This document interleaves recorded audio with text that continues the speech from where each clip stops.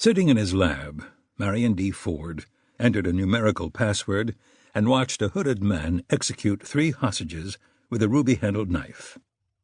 Different victims, different locations, and months apart, but always the same knife, never pausing to sharpen the blade. How could that be? The video had been edited by a pro, that's how. The knife was of interest. He zoomed in. It had a curved blade like an antique sword, with a single ruby embedded in the hilt.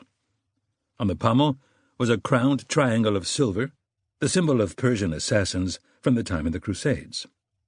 Ford opened a second link, entered a series of codes, and this time watched raw footage of the first 2 executions. This video wasn't available to networks or politicos, possibly not even the White House, but Ford wasn't sure about that.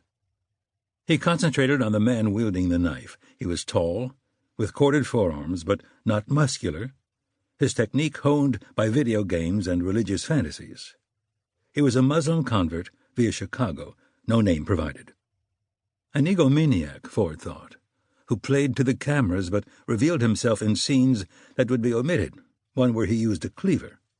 Another, an adolescent yowl when he lofted his trophy, a severed head. Weird, the sound he made. A wild warble produced with a fluttering tongue like crows trapped in a cave. There were 2 cameras from different angles, video rolling throughout. The third video was different. The cameras had been paused several times, yet their POV remained unchanged. The scenes were choppy and sometimes blurry, which wasn't typical of raw footage. That struck Ford as odd. Digital cameras had autofocus. The hostage behaved differently, too. He was an aging Caucasian male, professorial-looking, who had to be dragged to the chopping block, unlike the others, who had shown no fear. Why? Ford hadn't been supplied with his name either. That would come later, or wouldn't. It wasn't his job to care. He opened a notebook, pocket-sized, and wrote in ciphered shorthand, "Victims number 1 and number 2 believed they were participating in a rehearsal." He erased and revised, believed they were participating in another rehearsal, then paused to reflect before adding, "Victim number 3 might not be dead." He made more notes while he watched the footage again. The link was time-sensitive.